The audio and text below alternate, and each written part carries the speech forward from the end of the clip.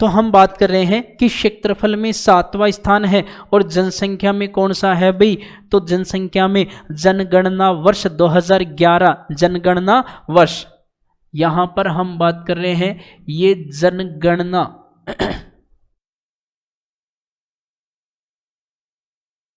ये जनगणना जो वर्ष है, इस जनगणना वर्ष 2011 के आंकड़े हैं। यहाँ परिवर्तन क्या होगा कि ये जो भारत है, ये भारत आ चुका है भाई कौन से स्थान पर, पहले स्थान पर। ठीक है, किस आधार पर, जनसंख्या के आधार पर। रिपोर्ट कब की है, तो रिपोर्ट आएगी भाई वर्ष 2023। वर्ष 2023 में भारत ने जनसंख्या के आधार पर किसको पछाड़ दिया है, चीन को पीछे करते हुए पहले स्थान पर आ जाता है। ठीक है, तो यहां देखिएगा जनसंख्या में चीन जनगणना वर्ष 2011 के अनुसार है भाई दूसरे स्थान पर भारत, तीसरे स्थान पर यूएसए संयुक्त राज्य अमेरिका, चौथे स्थान की बात करते हैं तो इंडोनेशिया, पांचवें स्थान की बात करें तो ब्राजील, छठवें स्थान पर आ जाता है भाई पाकिस्तान, सातवें स्थान पर आ जाता है भाई नाइजीरिया, अफ्रीका महाद्वीप में स्थित है भाई नाइजीरिया, अफ्रीका का सर्वाधिक जनसंख्या वाला देश भी है।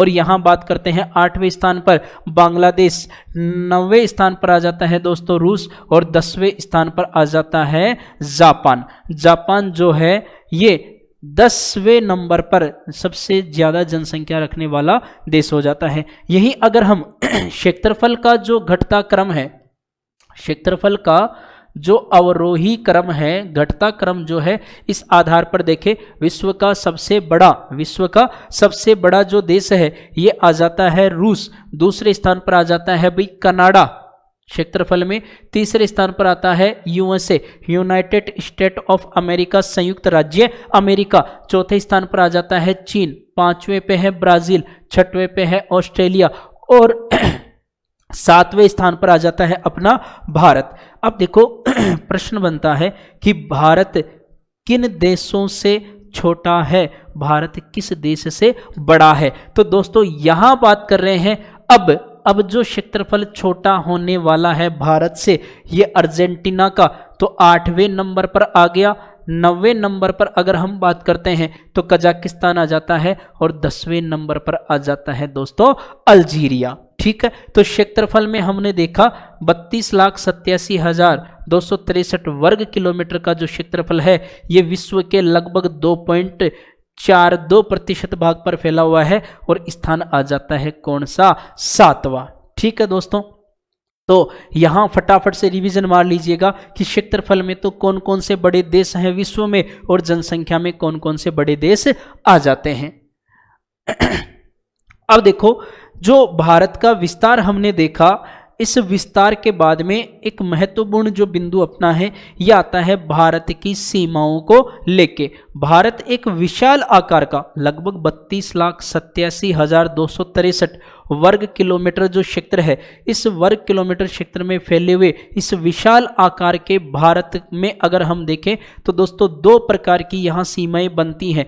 कुछ सीमाएं तो है जो भारत अन्य पड़ोसी देशों के साथ में लगाता है, इसको तो हम कहते हैं दोस्तों स्थलीय सीमा। क्या कहते हैं, स्थलीय सीमा। तो जो भारत की स्थलीय सीमा है, ये स्थलीय सीमा आती है लगभग 15,200 किलोमीटर। कितनी है भाई, 15,200 किलोमीटर। और ये जो भारत की स्थलीय सीमा 15,200 किलोमीटर है, ये 200 किलोमीटर लंबी सीमा, 15,200 किलोमीटर लंबी जो सीमा है, यहाँ पर भारत के 16 राज्य व 2 केंद्र शासित प्रदेश कितने हैं भाई, तो भारत के 16 तो राज्य आ जाते हैं और 2 आते हैं भाई केंद्र शासित प्रदेश। 2 केंद्र शासित प्रदेश जो अभी उत्तर में हमने बात की थी, कौन से भाई, एक तो लद्दाख और एक आ जाता है जम्मू कश्मीर। ठीक है, यहां ये 16 राज्य और 2 केंद्र शासित प्रदेश भारत के 7 पड़ोसी देशों के साथ में, कितने देशों के साथ में भाई,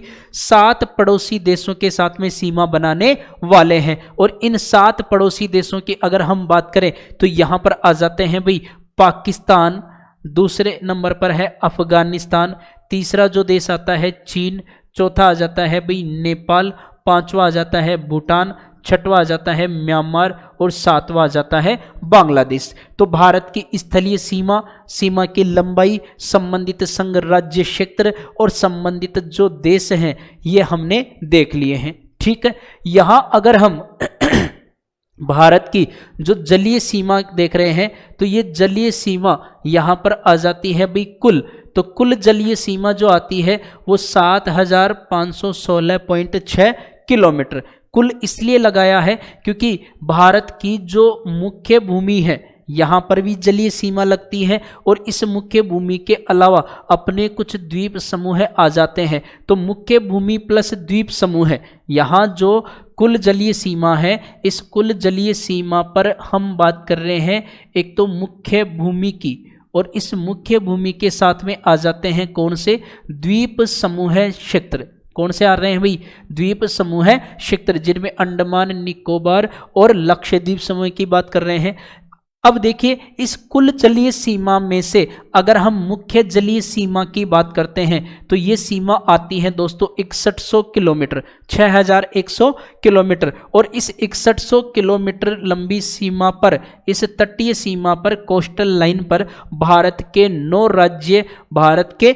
राज्य व 2 केंद्र शासित प्रदेश स्थित हैं। लेकिन अगर बात करें कि सर कुल जलीय सीमा, देखिएगा मुख्य जलीय सीमा और कुल जलीय सीमा, तो कुल जलीय सीमा पर अब जो राज्यों की संख्या आ रही है वो तो कितनी है भाई, 9 ही है। लेकिन कुल जलीय सीमा में 2 केंद्र शासित प्रदेश और आ जाते हैं और अब संख्या आ जाती है कुल 4 केंद्र शासित प्रदेश भारत की तटीय सीमा पर, कोस्टल एरियाज पर स्थित हैं। तो देखो गुजरात, महाराष्ट्र, गोवा, कर्नाटक, केरल, तमिलनाडु, आंध्र प्रदेश, ओडिशा, पश्चिमी बंगाल, ये तो 9 राज्य आ जाते हैं भाई। ये तो कौन हो जाते हैं, ये तो सर 9 राज्य आ जाते हैं जो सीमा बनाते हैं, कौन सी, तटीय सीमा। ठीक है, अब जो शेष रह जाते हैं, कौन से शेष हैं, तो यहां पर हम बात कर रहे हैं कि सर जो दमनदीव है, कौन सा है, दमनदीव, दादरा नगर हवेली, ठीक है, ये एक केंद्र शासित प्रदेश है।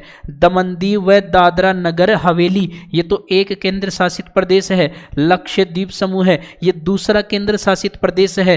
पुदुचेरी ये तीसरा केंद्र शासित प्रदेश है। और अंडमान निकोबार ये चौथा केंद्र शासित प्रदेश आ जाता है जो भारत की जलीय सीमा पर स्थित हो जाता है दोस्तों। ठीक है, यहां अब हम बात करें कि ये जो भारत की हमने सीमाएं पढ़ी, तो भारत की सीमाओं में आपने देखा, भारत की जो सीमाएं हैं इन सीमाओं में आपने देखा कि यहाँ से तो भारत की स्थलीय सीमा है।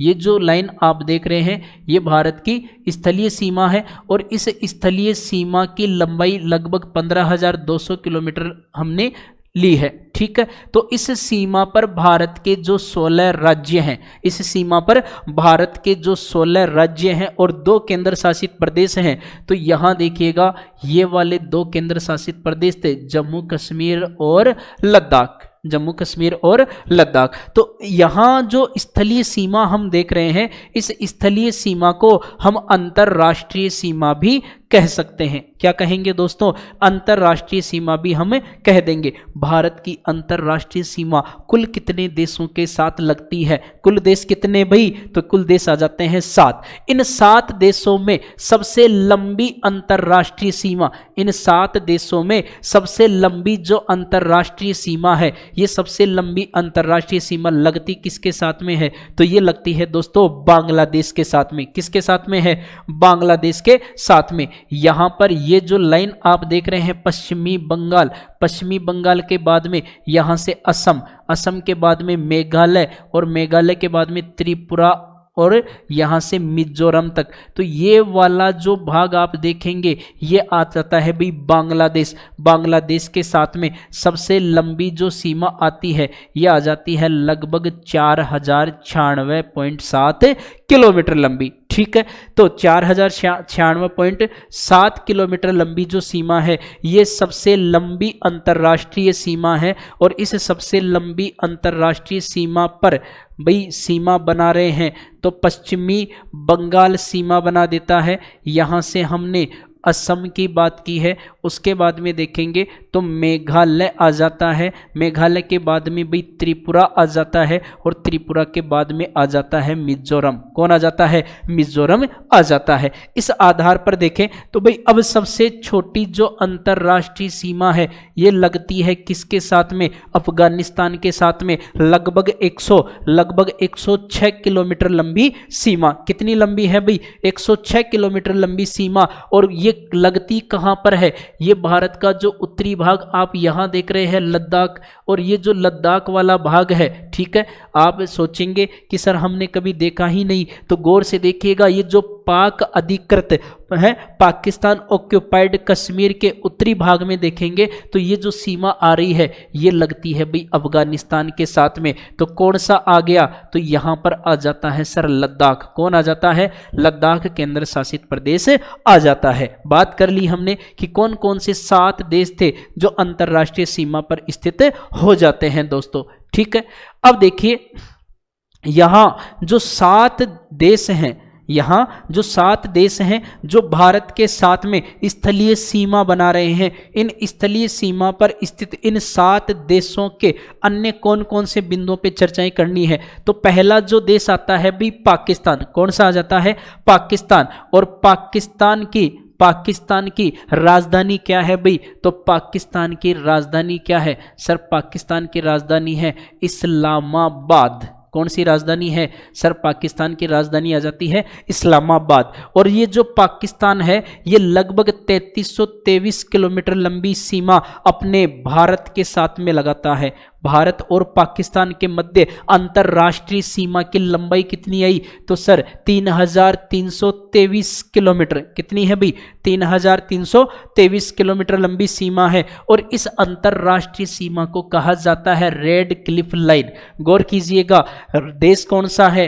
पाकिस्तान। राजधानी क्या है भाई? इस्लामाबाद। सीमा की लंबाई 3323 किलोमीटर। और इस सीमा को नाम क्या दिया है? तो यहां पर हम बात कर रहे हैं रेड क्लिफ लाइन। और ये जो रेड क्लिफ लाइन है सन 1947 में सर सिरिल रेडक्लिफ की अध्यक्षता में जो समिति बनी थी, इस समिति की रिपोर्ट पर इसको निर्धारित कर दिया गया था। अब बात आती है कि सर ये जो हम बात कर रहे हैं पाकिस्तान की, तो ये जो पाकिस्तान है वो पाकिस्तान किन किन राज्यों के साथ में सीमा बनाता है? तो पहला जो राज्य यहां देख रहे हैं, ये पहला राज्य आ जाता है भी गुजरात। दूसरा राज्य आ जाता है राजस्थान। तीसरा राज्य आ जाता है यहां से पंजाब। 3 तो राज्य क्षेत्र आ जाते हैं। और जम्मू कश्मीर और लद्दाख ये 2 केंद्र शासित प्रदेश आ जाते हैं। कुल संघ राज्य क्षेत्र कितने? तो कुल संघ राज्य क्षेत्र आ जाते हैं भाई 5। कितने आ जाते हैं? 5। गुजरात, राजस्थान, पंजाब 3 तो राज्य है। जम्मू कश्मीर और लद्दाख ये आ जाते हैं भाई केंद्र शासित प्रदेश। तो जो कुल संघ राज्य क्षेत्र आ गए, इनकी संख्या कितनी हो जाती है? 5। जो सीमा किसके साथ में बनाते हैं भाई? पाकिस्तान के साथ में सीमा बनाते हैं। दूसरे अगर हम देश की बात करते हैं तो ये आ जाता है अफगानिस्तान। फटाफट से राजधानी बता दीजिएगा। तो राजधानी आ जाती है भाई काबुल। ठीक है, यहां पर सबसे छोटी जो अंतरराष्ट्रीय सीमा थी, लगभग 106 किलोमीटर लंबी जो अंतरराष्ट्रीय सीमा है, और इस सीमा को नाम क्या दिया हुआ है? तो डूरंड रेखा। क्या नाम है भाई? डूरंड रेखा। ये जो डूरंड रेखा है ये वर्तमान में पाकिस्तान और अफगानिस्तान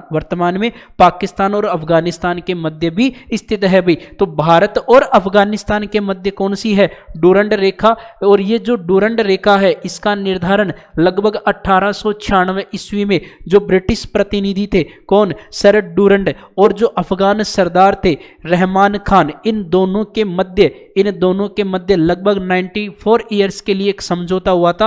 और वर्तमान में अफगानिस्तान इसको निरस्त मानता है, क्योंकि वो जो 94 ईयर का, वो जो 94 वर्ष का एक समझौता था, ये वर्तमान में क्या हो गया है भाई? ये वर्तमान में समाप्त हो गया है। ठीक है, तो केवल एक ही संघ राज्य क्षेत्र के साथ में सीमा बनाता है, कौन? अफगानिस्तान। ठीक है, इसके बाद अगर देखें तो यहां पर देखिएगा तीसरा जो देश आ जाता है, यह आ जाता है चीन। और चीन की जो राजधानी है, ये चीन की राजधानी आ जाती है भाई बीजिंग। चीन की राजधानी क्या है? बीजिंग आ जाती है, पिकिंग जिसको कहते हैं। और लगभग 3488 किलोमीटर लंबी ये जो सीमा है, ये सीमा लगती है भारत के साथ में। तो भारत और चीन के मध्य ये जो सीमा आ रही है, लगभग 3488 किलोमीटर लंबी सीमा, इस सीमा को कहा जाता है मैकमोहन रेखा। सर हेनरी मैकमोहन के द्वारा लगभग 1914 में इसका निर्धारण कर दिया गया था भी, ठीक है। और यहां अगर हम बात करते हैं कि सर चीन की जो सीमा है, इस चीन सीमा पर, ये जो चीन की सीमा है, इस चीन सीमा पर भारत के कौन कौन से संघ राज्य क्षेत्र हैं, तो इस चीन सीमा की अगर हम बात करते हैं तो यहां पर देखिएगा एक तो आ जाता है भी यहां से लद्दाख वाला भाग, ठीक है। दूसरा यहां से आ जाता है हिमाचल प्रदेश वाला भाग, ठीक है। तीसरा यहां से आ जाता है उत्तराखंड वाला भाग। चौथे की बात करते हैं तो यहां से सिक्किम, और पांचवें की बात करते हैं तो यहां से आ जाता है अरुणाचल प्रदेश। ये जो पांच संघ राज्य क्षेत्र हैं, ये पांच संघ राज्य क्षेत्र सीमा बना रहे हैं किसके साथ में? तो भाई चीन के साथ में सीमा बना देते हैं। लद्दाख आ जाता है, हिमाचल प्रदेश आ जाता है, उत्तराखंड आता है, सिक्किम और अरुणाचल प्रदेश। तो कुल कितने हैं? 5 संघ राज्य क्षेत्र हैं सर, जो चीन के साथ में सीमा बना देते हैं। चौथे नंबर पर हम बात करते हैं नेपाल की, और नेपाल की जो राजधानी है ये आ जाती है काठमांडू। नेपाल की राजधानी क्या है? काठमांडू। और नेपाल को देखें तो नेपाल एक स्थलरुद्ध देश है। नेपाल क्या है भाई? एक स्थलरुद्ध देश है, लैंड लॉक्ड कंट्री है भाई। चारों तरफ से सीमाएं जो हैं वो केवल स्थलीय भाग की लगती हैं। नेपाल के उत्तर में चीन आ जाता है और नेपाल के दक्षिण में अपना भारत आ जाता है। और इस नेपाल की सीमा क्रमशः उत्तराखंड, उत्तर प्रदेश, बिहार, पश्चिमी बंगाल और सिक्किम के साथ में लग जाती है। तो यहां पर भी भाई 5 राज्य क्षेत्र आ जाते हैं। कितने राज्य क्षेत्र हैं? 5 राज्य क्षेत्र आ जाते हैं जो सीमा बनाते हैं किसके साथ में? नेपाल के साथ में। आगे अगर हम देखें तो भाई 5वें नंबर पर आ जाता है भूटान, और भूटान की जो राजधानी है इसका नाम है दोस्तों थिम्पू। और भूटान भी एक स्थलरुद्ध देश ही है, क्योंकि अब भूटान के दोनों तरफ भी अन्य देश स्थलीय सीमा बनाते हैं। उत्तर में वही चीन आ जाता है और दक्षिण में अगर हम बात करते हैं तो भारत आ जाता है। और यहाँ जो भूटान की सीमा है, इस सीमा पर हम देखें सिक्किम, पश्चिमी बंगाल, असम और अरुणाचल प्रदेश, ये जो 4 राज्य क्षेत्र हैं, ये 4 राज्य क्षेत्र सीमा बना देते हैं भूटान के साथ में। इसके बाद देखें तो 6वें नंबर पर जो आ रहा है हमारा पड़ोसी देश, ये आ जाता है भाई म्यांमार। फटाफट से म्यांमार की राजधानी बता दीजिएगा, फटाफट से म्यांमार की राजधानी। हाँ भाई, तो म्यांमार की राजधानी क्या है? म्यांमार की राजधानी है नाए पी ताव। म्यांमार की राजधानी क्या है? नाए पी ताव। और ये जो म्यांमार है दोस्तों, इसका प्राचीन नाम क्या है? बिल्कुल ब्रह्मा। म्यांमार का प्राचीन नाम क्या है? Brahma. Indian settlement act 1935, Bharat शासन अधिनियम 1935 के द्वारा ब्रह्मा को भारत से पृथक किया गया था। और इस ब्रह्मा का वर्तमान में नाम क्या है? म्यांमार। और राजधानी क्या है भाई? तो सर नाए पी ताव आ जाती है। और इस म्यांमार के साथ में भारत की जो सीमा लगती है दोस्तों, ये आ जाती है लगभग 1643 किलोमीटर। अगर हम पूर्वोत्तर भारत में देखें तो पूर्वोत्तर भारत में, ये जो पूर्वोत्तर भारत का भाग हम देख रहे हैं 7 सिस्टर स्टेट वाला, तो अरुणाचल प्रदेश, नागालैंड, मणिपुर और मिजोरम, ये जो 4 राज्य आप देख रहे हैं, इन 4 राज्यों पर यहाँ जो हिमालय पर्वत है, यहाँ पर जो हिमालय पर्वत है, ये तीक्ष्ण मोड़ लेते हुए दक्षिण की ओर मुड़ जाता है। और तीक्ष्ण मोड़ लेने के बाद में इसे कहा जाता है यहाँ पर अराकान योमा पर्वत। तो भाई अराकान योमा पर्वत किन दो देशों के मध्य सीमा बनाता है? तो भाई भारत और म्यांमार के मध्य अराकान योमा पर्वत एक प्राकृतिक सीमा निर्धारित कर देता है, ठीक है। तो कुल जो राज्यों की संख्या यहां पर हमने बात की है दोस्तों, ये कितनी आ जाती है भाई? 4 आ जाती हैं। अब लास्ट में 7वें नंबर पर लास्ट में 7वें नंबर पर अगर हम बात करते हैं तो बांग्लादेश भारत का एक पड़ोसी देश हो जाता है। और इस बांग्लादेश की अगर हम राजधानी की बात करते हैं तो बांग्लादेश की राजधानी आ जाती है भाई ढाका। ठीक है, भारत के साथ सबसे लंबी अंतरराष्ट्रीय सीमा रखने वाला एक देश हो जाता है और इस सीमा की लंबाई है लगभग 4096 किलोमीटर। ठीक है, इस 4096 किलोमीटर लंबी सीमा पर क्रमशः मिजोरम, त्रिपुरा, असम, मेघालय और पश्चिमी बंगाल सीमा बना देते हैं। गौर करने वाली बात है कि ये जो त्रिपुरा है दोस्तों, ये त्रिपुरा भारत का त्रिपुरा राज्य बांग्लादेश के साथ में जो सीमा बना रहा है, इस सीमा को कहते हैं जीरो लाइन। क्या कहते हैं इसको? जीरो लाइन कह देते हैं। देखिएगा, जब मानचित्र में हम अध्ययन करते हैं तो यहाँ का जो त्रिपुरा राज्य है, इस त्रिपुरा राज्य को बांग्लादेश ने 3 ओर से सीमित कर रखा है, यहाँ पर सीमा बना रखी है। तो भाई भारत का वह राज्य जो बांग्लादेश से 3 ओर से घिरा हुआ है, कौन सा है? तो भाई त्रिपुरा राज्य आ जाता है। या फिर प्रश्न ये है कि कौन सा राज्य जीरो लाइन से संबंधित है?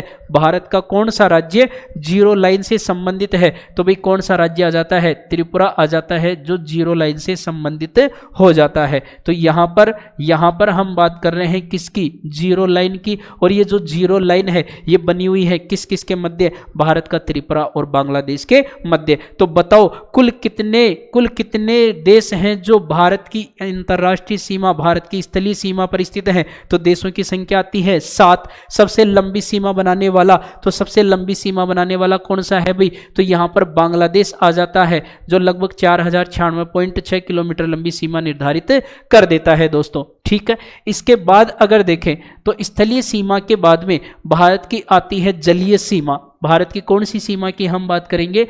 भारत की जलीय सीमा की हम बात करेंगे। तो भारत की जो जलीय सीमा है, भारत का जो प्रायद्वीपीय भाग है, पेनिनसुलर इंडिया वाला जो पार्ट हम देख रहे हैं, ये क्रमशः गुजरात से प्रारंभ हो जाता है दोस्तों। और गुजरात, महाराष्ट्र, गोवा, कर्नाटक, केरल, तमिलनाडु, आंध्र प्रदेश, ओडिशा और पश्चिमी बंगाल, ये जो 9 राज्य हम देख रहे हैं, ये 9 राज्य बना देते हैं भारत की जलीय सीमा, कोस्टल लाइन को। तो यहाँ पर जो भारत की सबसे लंबी तटीय सीमा है, हमने लिखा था कि भारत की जो कुल जलीय सीमा है, ये कुल जलीय सीमा 7516.6 किलोमीटर लंबी है दोस्तों। ठीक है, और यहाँ पर अगर हम मुख्य जलीय सीमा की बात करते हैं, ये जो मुख्य जलीय सीमा हम देख रहे हैं, इस मुख्य जलीय सीमा की अगर हम बात करें तो इसकी लंबाई हमने लिखी थी लगभग 6100 किलोमीटर। देखिएगा, कुल जलीय जो सीमा है, इस कुल जलीय सीमा में ये लक्षद्वीप समूह है और यहां से देखें तो अंडमान निकोबार द्वीप समूह है। कुल जलीय सीमा में लक्षद्वीप समूह है और अंडमान निकोबार द्वीप समूह भी शामिल हो जाते हैं। लेकिन अगर हम मुख्य जलीय सीमा की बात करते हैं तो मुख्य जलीय सीमा में ये जो 9 राज्य आप देख रहे हैं, और एक यहां से दमन दीव, और यहां से हम बात करेंगे पुदुचेरी केंद्र शासित प्रदेश की। तो यहां पर जो मुख्य जलीय सीमा है, इस मुख्य जलीय सीमा की लंबाई आई 6100 किलोमीटर और कुल जलीय सीमा की लंबाई आ जाती है 7516.6 किलोमीटर। तो देखो, अगर हम सबसे लंबी सीमा की बात करें तो सबसे लंबी जो कोस्टल लाइन बनती है यहां पर, तो सबसे लंबी कोस्टल लाइन बनती है दोस्तों अंडमान निकोबार की, लगभग 1962। कितनी है भाई? लगभग 1962 किलोमीटर लंबी जो सीमा है, ये अंडमान निकोबार की तटीय सीमा है, कोस्टल लाइन हो जाती है। ठीक है, उसके बाद में देखें तो भी राज्यों में सबसे लंबी अंडमान निकोबार केंद्र शासित प्रदेश है। लेकिन अगर मुख्य भूमि पर ये जो 9 राज्य देख रहे हैं, इन 9 राज्यों में सबसे लंबी सीमा कौन सा राज्य बनाता है? तो यहां पर आ जाता है भाई गुजरात। और गुजरात की जो सीमा है लगभग 1214 किलोमीटर। कितनी है भाई? लगभग 1214 किलोमीटर लंबी सीमा आ जाती है। तो सबसे लंबी तटीय सीमा बनाने वाला राज्य कौन सा है? तो यहां पर आ जाता है भाई गुजरात। गुजरात के बाद तो भाई गुजरात के बाद लगभग 1.9 किलोमीटर लंबी सीमा बनाने वाला आ जाता है कौन?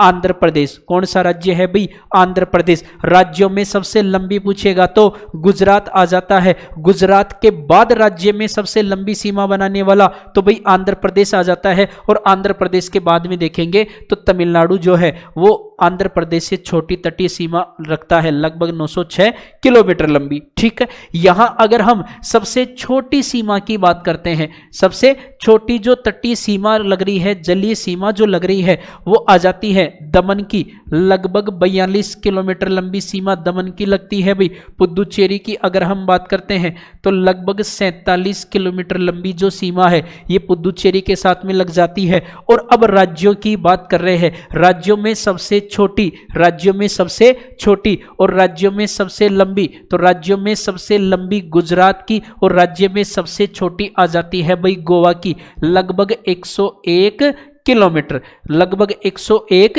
किलोमीटर। दो अलग अलग तुलनात्मक प्रश्न यहां पर आपको देखने को मिल रहे हैं। कौन कौन से दो प्रश्न है कि सर राज्यों में सबसे लंबी सीमा किसकी है? तो गुजरात की। और राज्यों में सबसे छोटी सीमा किसकी है? तो भाई गोवा की आ जाती है। और गोवा के बाद में अगर हम छोटी सीमा की बात करते हैं तो लगभग 132 किलोमीटर लंबी जो सीमा है ये किसकी लग जाती है भाई? तो यहां पर लक्षद्वीप समूह की लग जाती है दोस्तों। ठीक है, अब यहां बात करते हैं कि जो भारत का, ये जो भारत का तटीय भाग हम देख रहे हैं, इस तटीय भाग पर भी भारत का अधिकार जो क्षेत्र है, भारत का अधिकार क्षेत्र किस आधार पर रखा गया है? तो ये जो जलीय भाग हम देख रहे हैं, इन जलीय भागों में अधिकार क्षेत्र को 3 भागों में बांटा गया है। और ये जो समुद्री दूरियां हैं, इन समुद्री दूरियों को मापने के लिए एक इकाई काम में ली गई है जिसको कहा जाता है नॉटिकल मील। क्या कहा जाता है? नॉटिकल मील। आप देख रहे हैं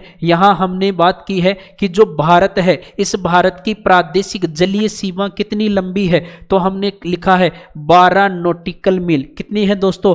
12 नॉटिकल मील। नॉटिकल मील होता क्या है? तो दोस्तों नॉटिकल मील समुद्री दूरी मापने की इकाई क्या है भाई? यहां पर समुद्री दूरी मापने की इकाई है। मापने की क्या आ जाती है? एक इकाई आ जाती है। और यहां एक नॉटिकल मील का मान कितना होता है? तो लगभग 1.8 किलोमीटर। कितना है भाई? लगभग 1.8 किलोमीटर आ जाता है एक नॉटिकल मील का मान। गौर कीजिएगा, समुद्री दूरियों को मापने की इकाई, तो सर यहां पर नॉटिकल मील की हम बात कर रहे हैं। और एक नॉटिकल मील का मान कितना आ जाता है? लगभग 1.8 किलोमीटर। तो भारत के इस समुद्री क्षेत्र को यहां पर विभाजन किया है पहला प्रादेशिक जलीय सीमा, जिसकी लंबाई आ जाती है कितनी? लगभग 12 नॉटिकल मील। देखिएगा ये जो तटीय क्षेत्र आप देख रहे हैं, इन तटीय क्षेत्रों को मिलाते हुए जो आंतरिक भाग है और जो बाहरी तटीय क्षेत्र है, इनको मिलाते हुए एक आधार रेखा खींची जाती है।